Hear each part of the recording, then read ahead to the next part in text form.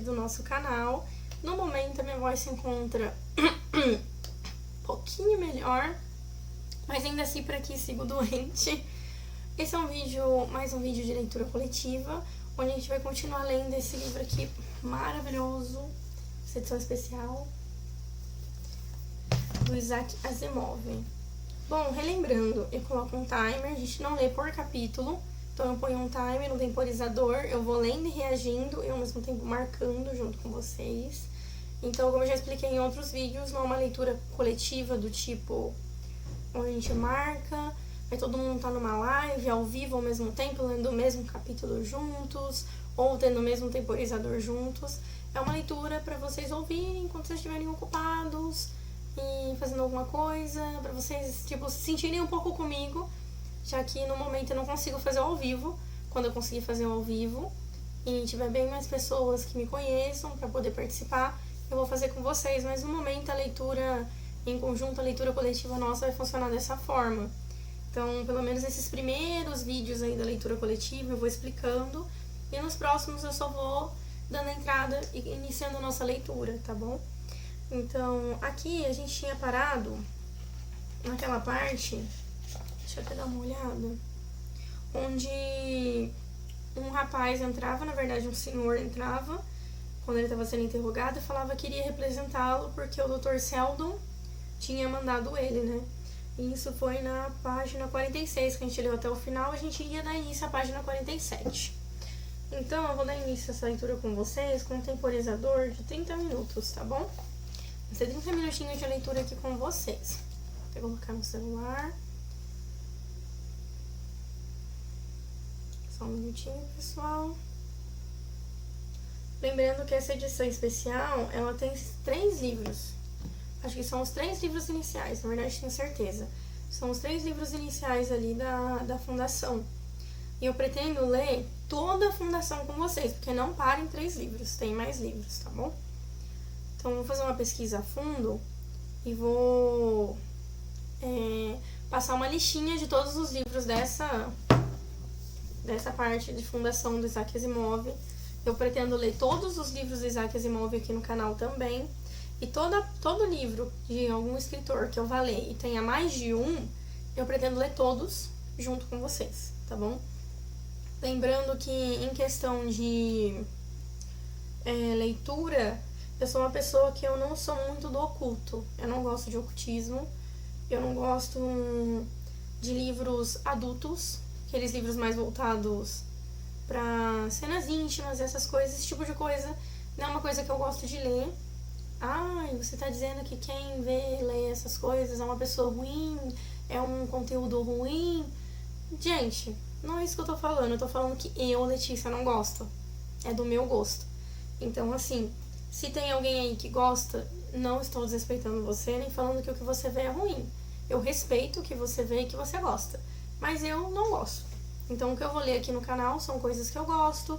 As coisas que eu falar aqui são a minha opinião. Se você tiver uma opinião diferente, pode compartilhar nos comentários. Então, assim, em nenhum momento aqui, ninguém vai ser calado, entendeu? Ninguém vai ser excluído só porque eu não gosto de alguma coisa. Consegue entender? Mas como o canal é sobre os livros que eu gosto de ler, as coisas que eu gosto de compartilhar, então eu vou trazer, como qualquer outra pessoa que tem um canal próprio geralmente faz, mais coisas assim que eu gosto e etc. Entendeu? Assim como todo mundo acaba fazendo quando cria um canal próprio. Então eu pretendo fazer isso. Por exemplo, tem essa zaga desculpa. Essa zaga não. Perdão, gente. Tem essa saga de Fundação, mas também tem uma outra que eu gosto muito, que, por exemplo, é sobre princesas. Eu falo princesas, mas não é voltado pra isso, é mais modo de falar mesmo. É a Seleção, se eu não me engano. Eu preciso pesquisar um pouco mais a fundo sobre do que se trata exatamente o livro. Mas, se eu não me engano, tem acho que uns 6 a 7 livros. Quando eu era adolescente ali, eu li um, depois eu li o 3, aí eu pulei o 2, não me lembro muito bem do conteúdo. Vou pesquisar um pouco mais a fundo. Então eu pretendo trazer para vocês os momentos de leitura coletiva, o fundo por trás da história, a história por trás de cada escritor, o que fez eles começarem a escrever, qual foi mais ou menos ali a rotina de vida deles ao longo dos anos, entendeu? Eu pretendo sempre estar trazendo bastante detalhes pra vocês, tá bom? Tá aqui o nosso temporizador, não sei se dá pra ver, tá 30 minutinhos. Como eu tô sem óculos por conta, né, da luz, eu não consigo enxergar direito. Então, se eu ler algumas palavras erradas, é isso. Isso é mais uma coisa que eu venho avisando vocês nesses vídeos, mas é uma coisa que eu vou parar de falar ao longo do tempo, tá bom? Porque é mais pra vocês não se esquecerem mesmo. E tá tudo bem. Vou soltar um temporizador e já iniciar a leitura. Lembrando que eu sempre tenho um marca-texto. E o meu vai continuar sendo a caneta de dinossauro. Eu adoro essa caneta. E eu tô usando a cor laranja, tá, pessoal? Pra marcar. Então tá, vamos lá. Pronto. É mesmo? Bem, então, escute aqui. Eu exijo um apelo imediato ao imperador. Estou sendo detido sem motivos. Sou inocente de qualquer coisa. De qualquer coisa. Ele esticou as mãos com as palmas pra baixo. Você precisa arrumar uma audiência com o imperador agora mesmo. Meu Deus.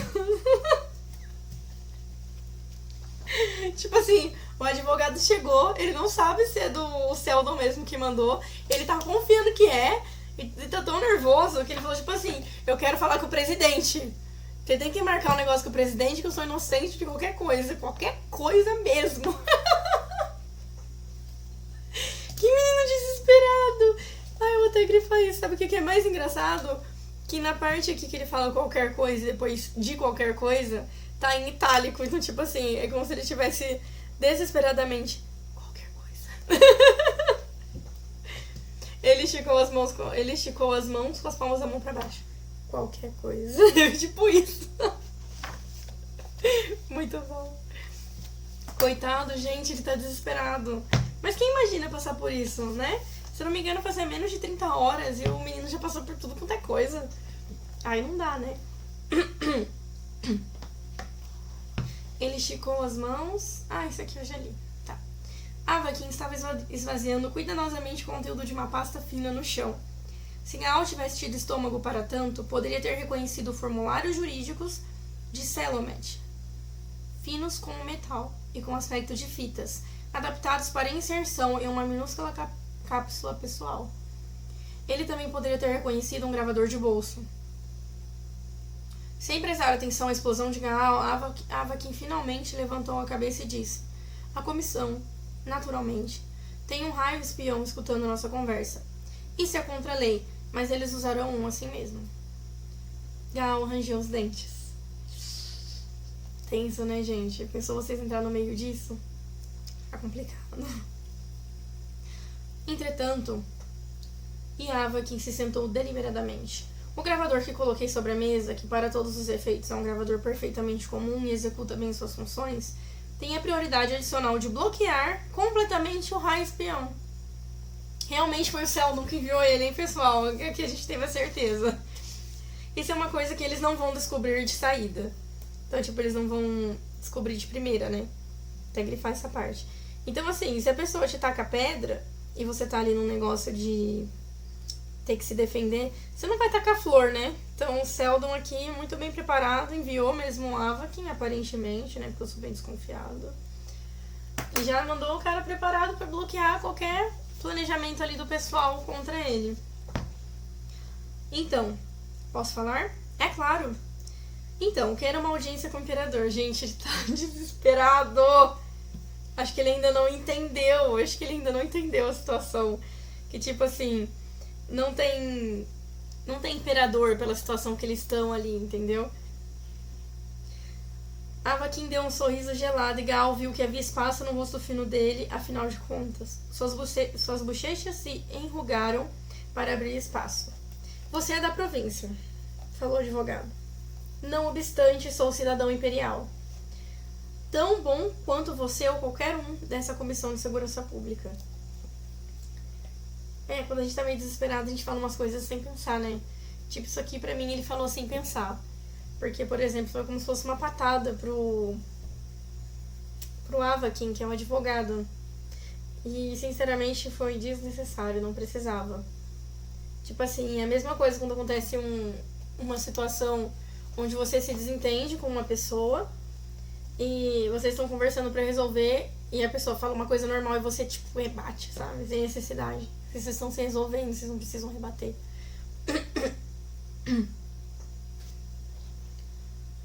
E ainda fala assim, eu sou tão bom quanto você, quanto não sei o que, não precisava.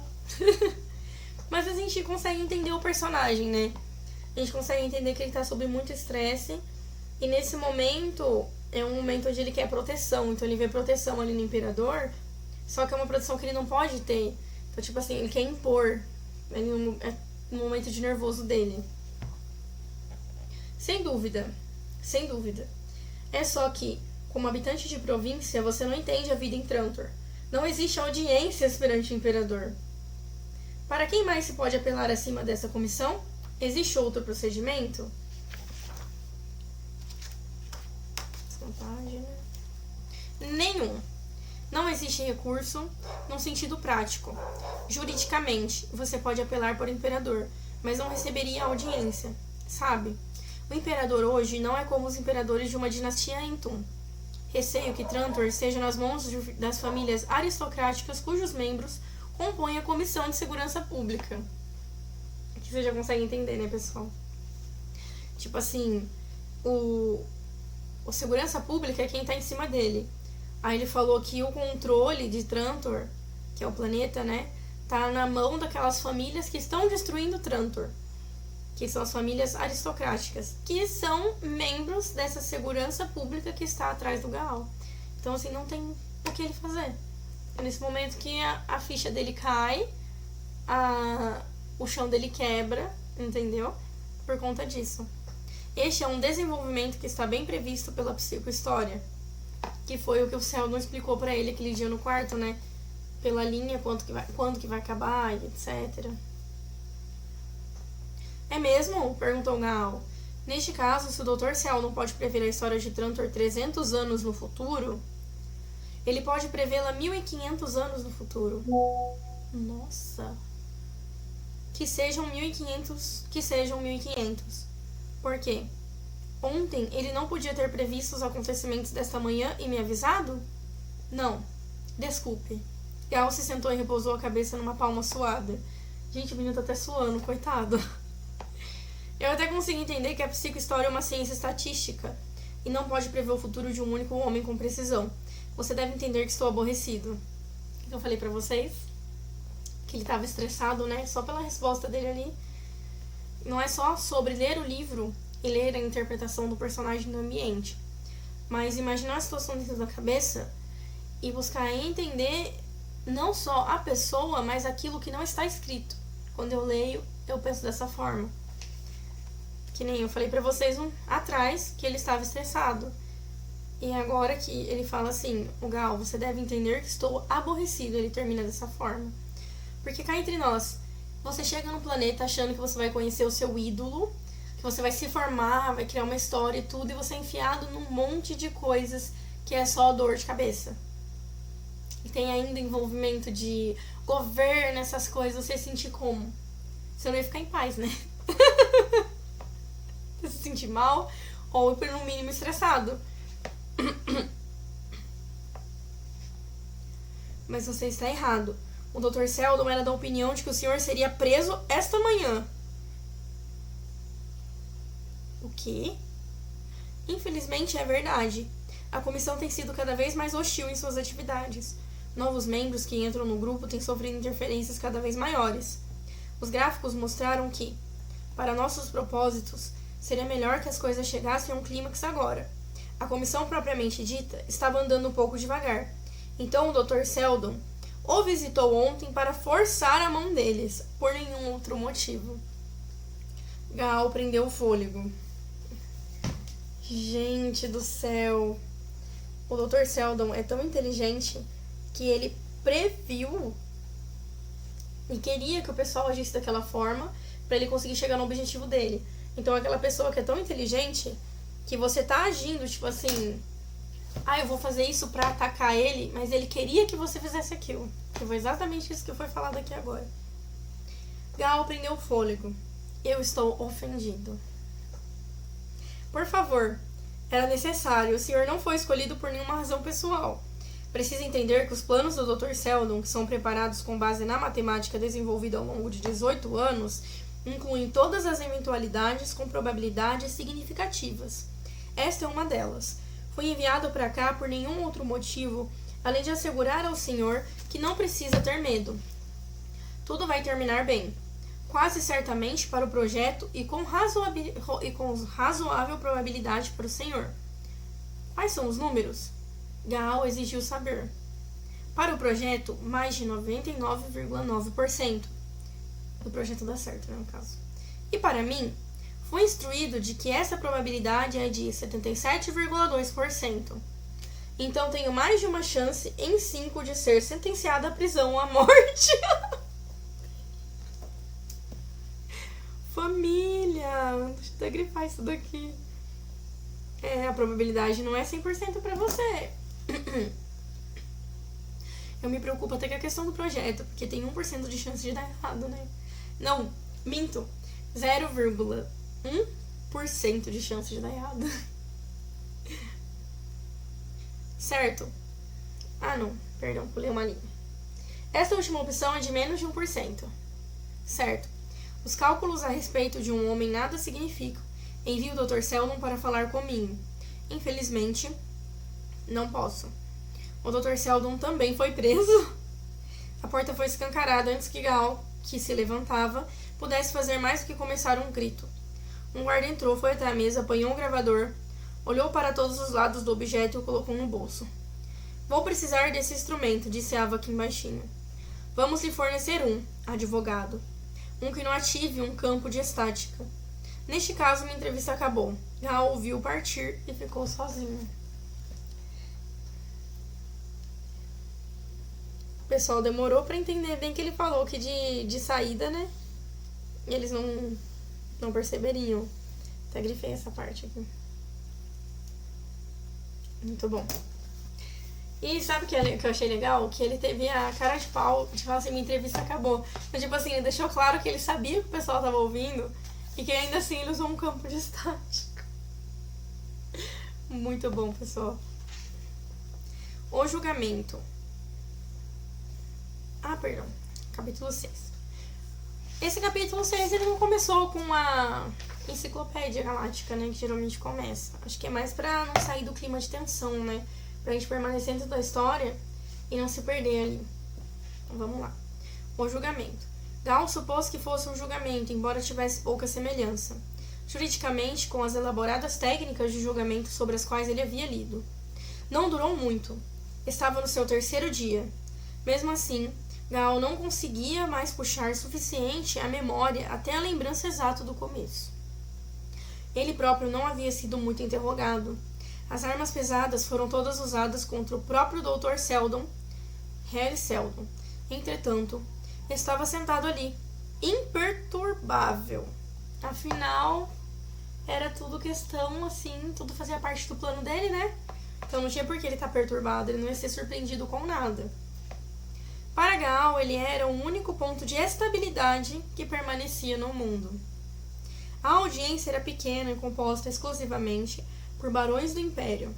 Imprensa e público foram excluídos e havia dúvidas de que uma quantidade significativa de pessoas de fora até mesmo soubesse que o julgamento de Seldon estava se realizando. A atmosfera era de hostilidade aberta contra os acusados. 5 membros da Comissão de Segurança Pública estavam sentados atrás da mesa elevada. Vestiam uniformes escarlate e ouro e os capes plásticos reluzentes e justos que eram a marca registrada de sua função judicial. Um pouco intimidadora essa visão, né? O pessoal, acho que você tá olhando assim, o pessoal tá com ouro, tá com vermelho. Se vocês pesquisarem sobre gatilhos que as cores despertam na gente, mediante usadas bem ali no ambiente, era uma visão para se dar nervoso, né? Por assim dizer, até pela escolha de cores. No centro estava o comissário-chefe Lin Zhesheng. Gaal jamais havia visto antes um senhor tão grandioso e observou-o fascinado. No decorrer do julgamento, Shen mal disse uma palavra. Deixara muito claro que falar muito estaria abaixo de sua dignidade. Então a gente vê, eu vou até grifar essa parte. A gente vê que é um personagem forte aqui, né? Eu não sei se vocês acompanham muito filmes, que é uma coisa que eu também vou trazer aqui pro nosso canal. Gosto muito de filmes. E tem filmes em que personagens, eles têm exatamente essa palavrinha aqui, ó. Presença. Em livros isso também existe. Então esse aqui é um personagem, Selim Shen, que é comissário-chefe. Ele tem muita presença, tem muita personalidade. Desculpa, gente. O promotor da comissão consultou suas anotações e a arguição continuou, com Seldon ainda na tribuna. P. Então vejamos, Dr. Seldon, quantos homens estão agora participando do projeto que o senhor chefia? R. 50 matemáticos. P. Incluindo o Dr. Gaal Dornick? R. O Dr. Dornick é o 51º. P. Temos 51 então. Vasculhe sua memória, Dr. Seldon. Talvez sejam 52 ou 53, ou quem sabe até mais? R. O Dr. Dornick ainda não entrou formalmente para minha organização. Quando entrar, teremos 51 membros. Agora são 50, conforme eu disse. Olha a paz desse homem, gente. Olha a paz desse homem. Porque assim, a gente já sabe que ele tem mais de 50. Aquele advogado ali, vocês acham que ele não faz parte daquilo? Ele não é apenas um advogado. Entendeu? Acredito que ele tem a parte de advocacia, mas também tem a parte dele dentro do projeto. Senão ele não saberia das coisas. Então não é oficialmente 50 membros. Ainda assim, ele não demonstra nervoso. Você não vê uma descrição ali da situação onde ele está demonstrando nervoso. Como eu disse, ele estava imperturbável. E ali o pessoal já sabe que tem mais. Estou investigando ele a fundo. E ele sabe disso. E ainda assim, ele se mantém calmo. E olha que resposta limpa. Em inglês, quando a gente quer falar que uma coisa é muito, muito, muito limpo, pelo menos no meu curso eu aprendi isso. A gente falava polite. Uma coisa polite. Então olha que cara polite, né? Cara limpo. Eu nem sei se estou pronunciando certo, faz muitos anos que eu já terminei. Mas olha que como bem tipo, limpo na resposta dele, né? Eu vou até repetir. O Dr. Dorn, que ainda não entrou formalmente para a minha organização. Quando entrar, teremos 51 membros. Agora são 50, conforme eu disse. Pessoal, falta 11 minutos pra gente terminar nossa leitura coletiva de hoje. Teve um corte no vídeo e a gente tá voltando aqui agora porque eu sou mãe, o meu filho tava dormindo e aí ele acordou assustado. Então esse é por isso o motivo do corte. Eu parei aqui pra poder cuidar dele. Agora ele já tá bem de novo, tá dormindo tranquilo. Foi apenas um leve susto. Então vamos continuar a nossa leitura, tá? Nosso temporizador. Deixa eu dar uma olhadinha aqui de novo. Resumidamente, faltava 11 minutos. Que eu vi certinho aqui. Que faltava 11 minutos antes de eu pausar. Tava falando que o doutor tinha uma leitura... Doutor não, né? Tava falando que o professor, né? Ele tinha uma leitura muito limpa. Ele tinha uma argumentação muito limpa, né? Você vê que uma pessoa tranquila ali na parte de debater, ele é muito limpo em tudo que ele faz. Que ele tava falando, acho que com o juiz, que não é só um, né? São várias pessoas sentadas. Então aqui, vou soltar. Pronto, soltei de novo o temporizador. Aqui. P. Não seriam talvez quase 100 mil? R. Matemáticos? Não. P. Eu não disse matemáticos. Existe 100 mil em todas as áreas? R. Em todas as áreas. A sua cifra pode estar correta. P. Pode estar? Eu digo que está? Sim. Eu digo que os homens em seu projeto somam 98.572.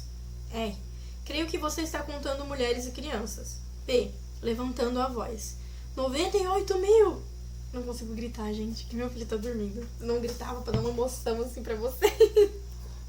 Mas aqui ele tá, tipo, gritando, tipo, levantando a voz, assim, sabe? Tá brigando. Então, levem dessa forma.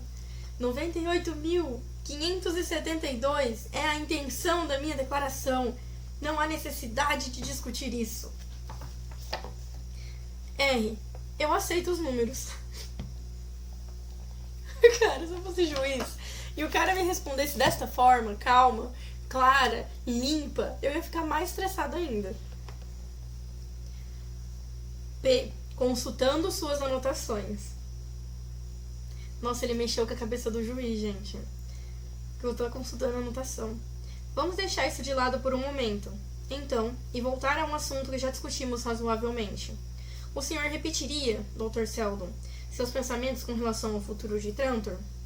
R. Eu já disse antes e digo novamente que Trantor estará em ruínas nos próximos 300 anos. P. O senhor não considera sua declaração como sendo desleal?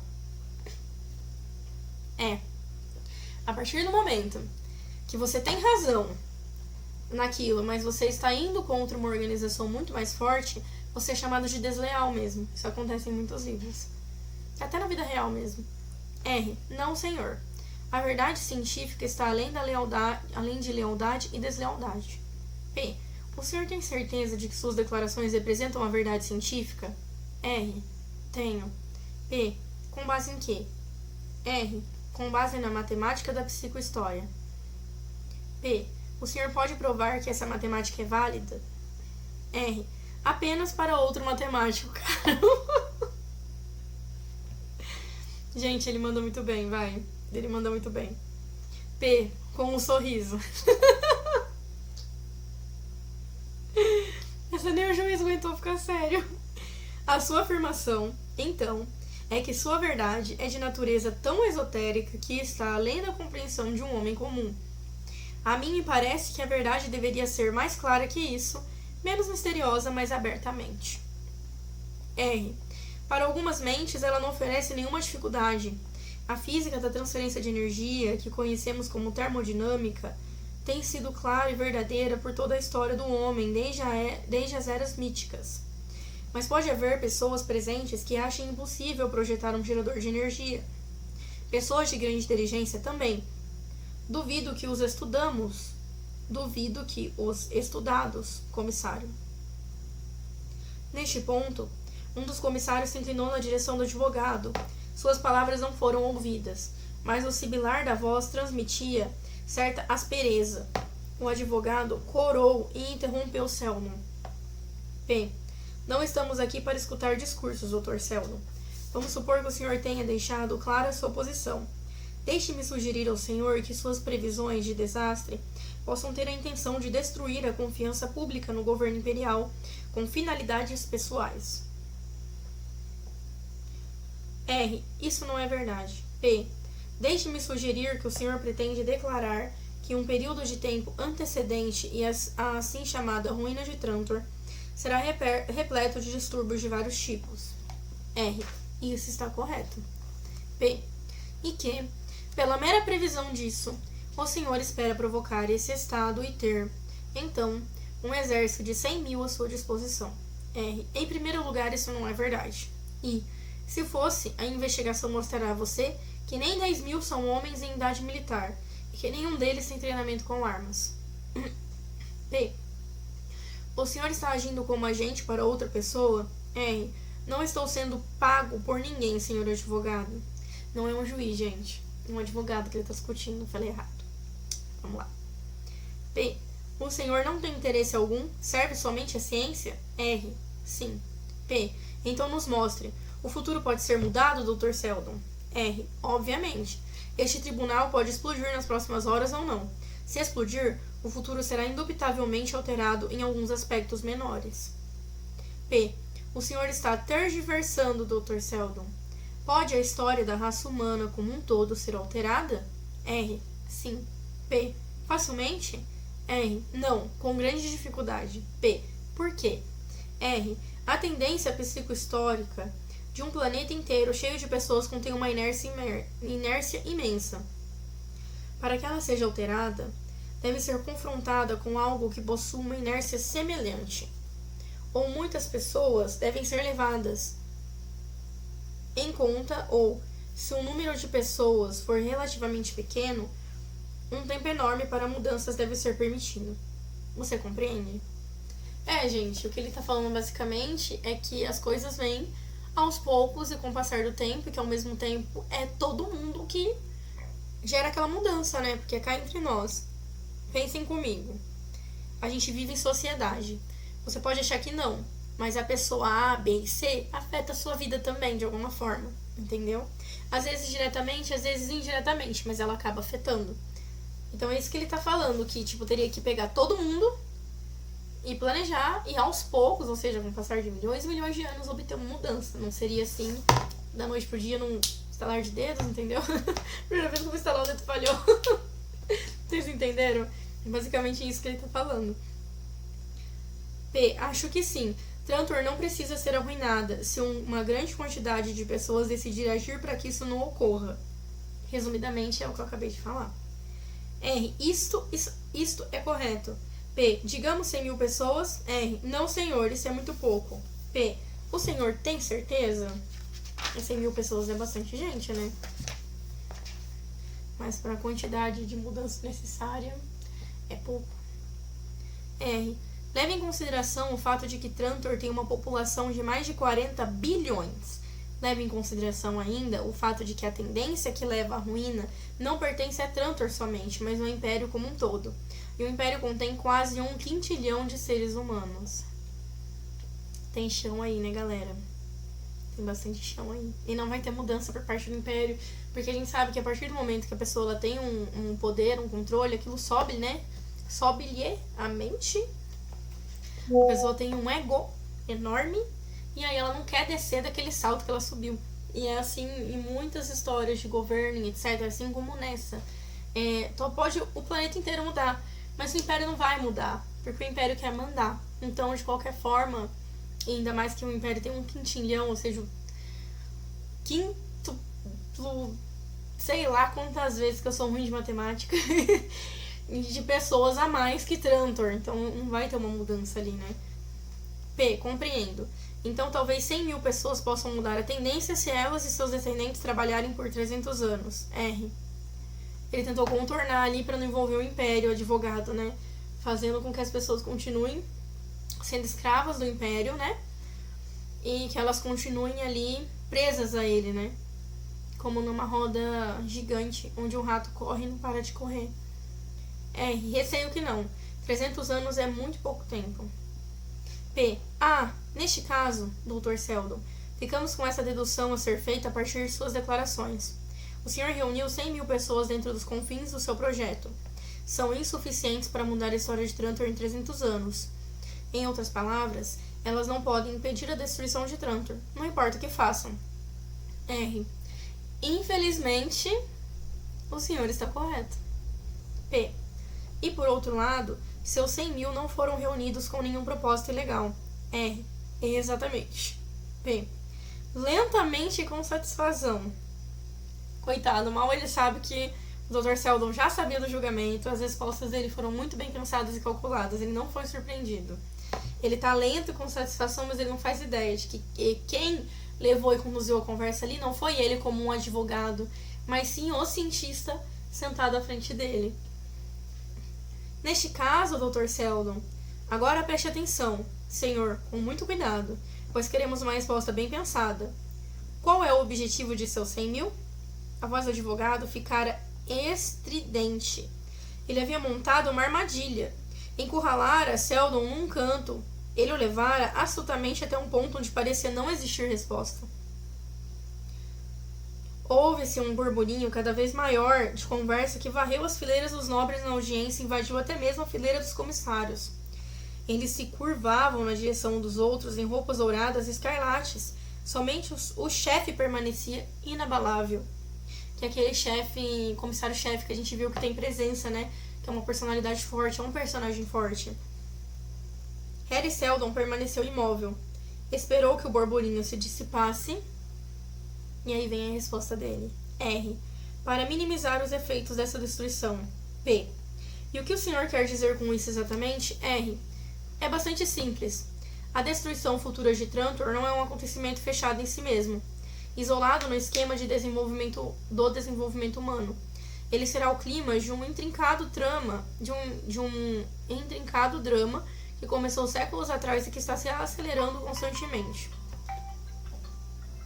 Nosso tempo passou, mas eu vou terminar de ler essa linha, tá bom? Vou começar de novo. Ele será o clímax de um intrincado drama que começou séculos atrás e que está se acelerando constantemente. Refiro-me, cavalheiros, ao declínio e queda do Império Galáctico. Meu Deus! Para tudo! Vocês estão vendo como o advogado foi conduzindo ele? Foi o que eu falei pra vocês, que, na verdade, ele que estava conduzindo o advogado aquilo. Quando a gente começa a ler um livro, a gente faz que nem quando a gente pega um baralho. A gente vai colocando o personagem aqui, o personagem ali, mas a gente não pode deixar na nossa cabeça que o personagem é só aquilo, entendeu? A gente tem que reconhecer os pontos fortes, os pontos fracos desse personagem. E aqui a gente vê que o ponto forte dele é a inteligência. Então você acha que uma pessoa inteligente não ia perceber que ela estava sendo conduzida àquilo? É claro que ela iria, entendeu? Então, nossa, que personagem maravilhoso. A gente para aqui na página 55, depois da resposta do Dr. Seldon ao advogado. E aí eu trago pra vocês mais um pouquinho dessa leitura maravilhosa num próximo vídeo de leitura coletiva. Tá bom, pessoal? Eu espero que vocês tenham gostado. Compartilhem comigo o ponto de vista de vocês. Se vocês estão gostando dessa leitura, se vocês estão gostando da história, principalmente, escolhida no momento aqui para nossa leitura coletiva, uma das primeiras, porque eu amo Isaac Asimov. Acho que o pessoal já percebeu, né? Acho que vocês já conseguiram perceber que eu amo ele. Esse escritor, pra mim, eu sou muito fã dele mesmo. E digam pra mim, se vocês estivessem lá dentro desse tribunal, se vocês ficariam surpresos com a resposta dele diante de todo o império, que o império seria derrubado, ele teria uma queda. Que resposta épica, corajosa, né? Muito épica. Então, é isso, gente. Muito obrigado. Eu sou a Leti e até a próxima.